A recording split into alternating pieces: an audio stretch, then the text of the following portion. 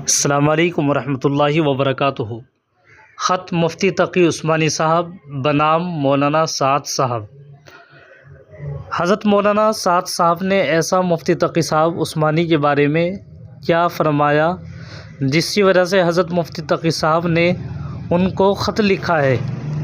دوستو، آج میں آپ کو حضرت مفتی تقی صاحب کا خط پڑھ کر کے سناتا ہوں۔ آپ سب سے گزارش ہے کہ آپ ویڈیو کو آخر تک ضرور دیکھیے گا، آپ کو بہت فائدہ ہوگا۔ مولانا سعد احمد صاحب نے مفتی تقی صاحب کے حوالے سے کیا کیا باتیں کہی ہیں، پھر حضرت مفتی تقی صاحب نے خط میں اس کا کیا کیا جواب دیا ہے، سب میں آپ کو پڑھ کر کے سناتا ہوں، آپ اس کو غور سے سماعت فرمائیں۔ لکھتے ہیں حضرت مفتی تقی صاحب: الحمدللہ رب العالمین والصلاة والسلام علی سید المرسلین وعلی آلہ وصحبہ اجمعین، اما بعد۔ گرامی قدر مکرم جناب مولانا سعد صاحب دامت برکاتہم العالیہ، السلام علیکم ورحمۃ اللہ وبرکاتہ۔ امید ہے کہ مزاج گرامی بعافیت ہوں گے۔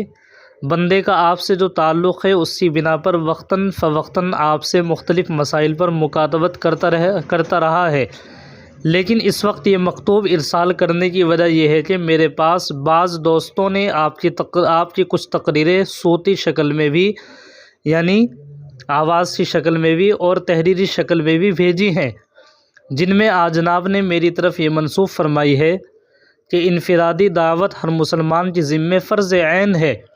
یہ بات آپ کے متعدد بیانات میں فرمائی گئی ہے، اور پھر ارشادات اکابر کے نام سے 27-29 جنوری 2024 کے سہمائی جوڑ کے موقع پر آپ کے ایک بیان کو شائع بھی کیا گیا۔ اس میں یہ الفاظ شائع ہوئے ہیں: حضرت مفتی تقی عثمانی صاحب دامت برکاتہم العالیہ کو اللہ عمر کے ساتھ صحت کے ساتھ ان کا سایہ تادیر قائم رہے۔ انہوں نے بہت اچھی بات کہہ دی ہے، کیوں خواہ مخواہ جھگڑ رہے ہو کہ تبلیغ کے دو رخ ہیں، ایک اجتماعی ایک انفرادی، ایک فرض عین ہے ایک فرض کفایہ ہے۔ فرض عین انفرادی دعوت ہے کہ ہر مسلمان خود اپنی ذات سے دوسرے کو دعوت دے۔ ارشادات اکابر صفحہ 163۔ مفتی تقی عثمانی مدظ اللہ وہ فرماتے ہیں کہ دعوت انفرادی دعوت ہر فرد کے ذمے فرض عین ہے۔ اقتباس از بیان، تاریخ 13/5/2023 بعد فجر۔ اور میں سمجھتا ہوں کہ اسی روایت کی وجہ سے من رعا منکرا فلیغیرہ بیدہ۔ مفتی تقی عثمانی مدظ اللہ فرماتے ہیں کہ انفرادی دعوت دینا ہر مومن کے ذمے فرض عین ہے۔ انہوں نے بات صاف کر دی کہ دعوت فرض کفایہ نہیں۔ حضرت فرماتے ہیں، اللہ تعالیٰ جزائے خیر عطا فرمائے، فرماتے ہیں کہ تبلیغ کے دو رخ ہیں، ایک فرض عین ایک فرض کفایہ۔ فرض عین تو ہر مومن کے ذمے انفرادی دعوت دینا ہے، ہر مسلمان کے لیے۔ اقتباس از بیان 15/9/2023۔ پھر آپ کے متعدد بیانات میں اس کی جو تشریح فرمائی گئی ہے اس کا مطلب یہ نکلتا ہے کہ ہر مسلمان کے ذمے یہ فرض عین ہے کہ وہ ہر مسلمان کو خود اس کے پاس جا کر دعوت دے، اور بعض بیانات میں اس کے لیے گشت کے طریقے کو لازم قرار دے دیا گیا ہے۔ آپ کے مندرجہ ذیل اقتباسات سے یہی سمجھ میں آتا ہے۔ میں نے عرض کیا انفرادی دعوت دینا نبی کریم صلی اللہ علیہ وسلم سے آپ کے عام صحابہ کا معمول تھا۔ عام صحابہ کا معمول تھا ایک ایک کو لے کر بیٹھنا، ایک ایک کے پاس خود چل کر جانا، ایک ایک کے پاس خود چل کر جانا، ایک ایک کو لے کر بیٹھنا۔ اقتباس از بیان 8/19/2019 بعد فجر۔ اجتماعی دعوت اعزازی چیز ہے، انفرادی دعوت دینا یہ انبیاء علیہم السلام کا وظیفہ ہے۔ انفرادی دعوت جو غیبی مددیں انفرادی دعوت پر آئی ہیں وہ اجتماعی بیان پر نہیں ملیں گی، بلکہ حضرت فرماتے ہیں تمہارے اجتماعی بیان مؤثر اور تمہاری بات کو لوگ قبول ہی اس وقت کریں گے جب تم انفرادی دعوت دینے کے بعد اجتماعی بات کرو گے۔ اسی لیے ہمارے ہاں گشت کے بعد بیان ہے، انفرادی دعوت کے بعد اجتماعی دعوت مؤثر نہیں ہوگی۔ اگر یہ کہہ دیا جائے کہ گشت کے بغیر ایمان کامل نہیں ہوتا تو نہ کوئی غلو ہے نہ کوئی حد سے تجاوز کی بات ہے۔ گشت کا موضوع امر بالمعروف اور نہی عن المنکر ہے۔ جب ان دونوں فریضوں کا موضوع گشت ہے اور یہ دونوں فریضے اپنے ذات سے ایمان باللہ کے لیے ضروری ہے، تو پھر گشت کے بغیر ایمان کامل کیسے ہو سکتا ہے؟ میں سمجھتا ہوں کہ جو ضرورت ایک مسلمان کو ایمان کی ہے وہ ضرورت گشت کی ہے، اس لیے کہ گشت اور ملاقاتیں اس مقصد کے لیے ہے کہ میں اپنی ذات سے اپنے امر بالمعروف کے فریضے کو ادا کرنے کے لیے گشت کر رہا ہوں۔ اقتباس از بیان، اجتماع 21/10/2022۔ اس سلسلے میں عرض یہ ہے کہ اگر آپ نے انفرادی دعوت کے فرض ہونے کی بات غالباً بندے کی اصلاحی خطبات سے نقل فرمائی ہے، جس کا حوالہ ارشادات اکابر نامی رسالے میں موجود ہے، لیکن اس میں بندے نے تفصیل سے یہ بات بتائی ہے کہ انفرادی دعوت کا مطلب یہ ہے کہ ایک شخص اپنی آنکھوں سے دوسرے شخص کو دیکھ رہا ہے کہ وہ فلاں گناہ میں اور فلاں برائی کے اندر مبتلا ہے، یا وہ شخص واجب کی ادائیگی میں کوتاہی کر رہا ہے۔ اب انفرادی طور پر اس شخص کو اس طرف متوجہ کرنا کہ وہ اس برائی کو چھوڑ دے اور نیکی پر عمل کرے، اس کو انفرادی تبلیغ و دعوت کہتے ہیں۔ دوسری اجتماعی دعوت اور تبلیغ ہوتی ہے۔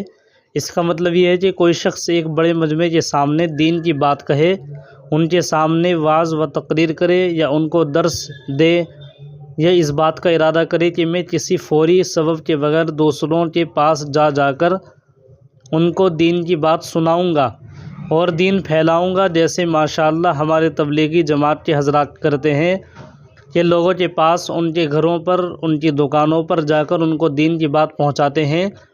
یہ اجتماعی تبلیغ ہے۔ دعوت و تبلیغ کے ان دونوں طریقوں کے احکام الگ الگ ہیں اور دونوں کے آداب الگ الگ ہیں۔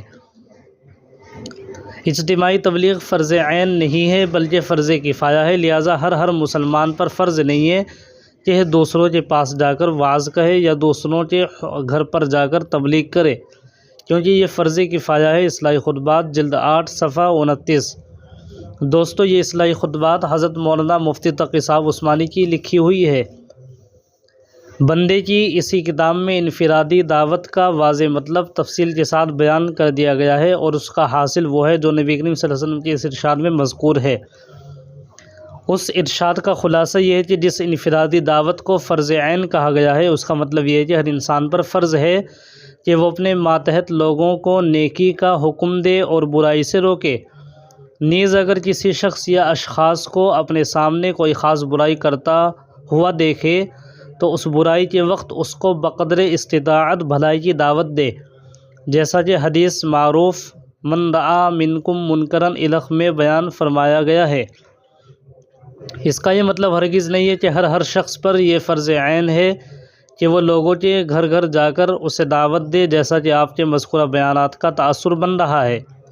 یوں بھی اگر کسی شخص کسی خاص عمل کو فرض عین قرار دے دیا جائے تو اول تو یہ ایک فقہی مسئلہ ہے، اس کے لیے ضروری ہے کہ قرآن و سنت اور فقہائے امت کے اقوال کی روشنی میں اس کو ثابت کیا جائے، اور موجودہ دور میں ضروری ہے کہ اس کے بارے میں محقق مفتی حضرات کوئی فتویٰ دیں۔ عام وعظ و تقریر میں کسی چیز کو فرض عین قرار دینا کسی طرح بھی صحیح طرز عمل نہیں ہے۔ دوسرے شریعت جس عمل کو فرض عین قرار دیتی ہے اس کی حدود بھی متعین کرتی ہے کہ کس حد پر جا کر وہ فرض عین ادا ہو جاتا ہے۔ نماز فرض عین ہے تو یہ بھی متعین کر دیا گیا کہ ہر روز 5 دفعہ پڑھنے سے یہ فریضہ ادا ہو جاتا ہے۔ روزہ فرض عین ہے تو یہ بھی بتایا گیا کہ رمضان کے مہینے میں روزہ رکھ لینے سے یہ فرض ادا ہو جاتا ہے۔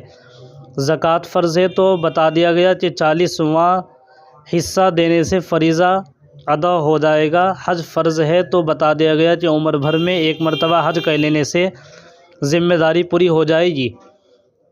سوال یہ ہے کہ اگر ہر مسلمان کے پاس جا کر گھر جا کر یا گشت لگا کر دعوت دینا فرض عین ہے تو اس کی حد اور مقدار کیا ہے؟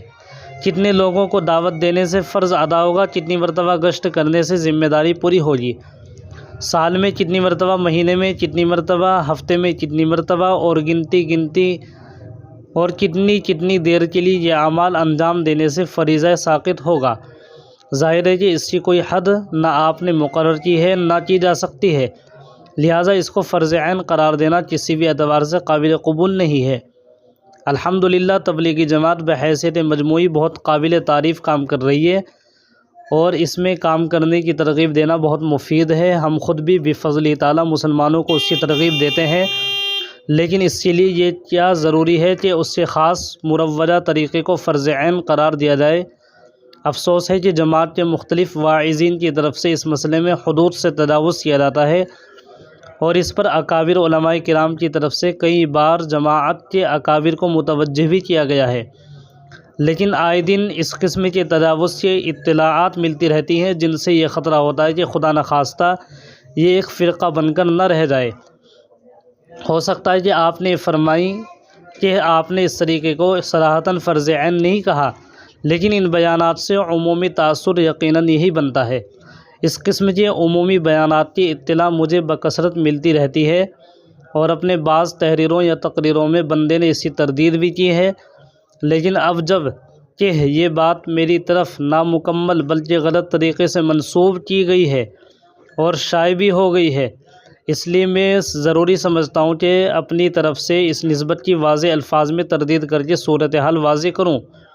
اس سے پہلے بھی بندہ آپ کے متعدد بیانات و ارشادات کے بارے میں آپ سے تحریری طور پر معروضات پیش کرتا رہا ہے، لیکن ان تحریروں کو پہلے میں نے کبھی شائع نہیں کیا، کیونکہ مقصود برادرانہ نصیحت تھی، اور ان میں سے بعض باتوں سے آپ نے رجوع کا اعلان بھی فرمایا، لیکن چونکہ میری طرف انفرادی دعوت کے بارے میں ایک بات کی وہ تشریح کی گئی ہے جو میری مراد نہیں تھی، اور وہ پھیل بھی چکی ہے، اس لیے میں اپنا یہ خط ان صاحب کو بھی بھیج رہا ہوں جنہوں نے بندے سے اس بارے میں سوال کیا۔ والسلام۔ فقط محمد تقی عثمانی، 14 شوال 1445 ہجری، 23 اپریل 2024۔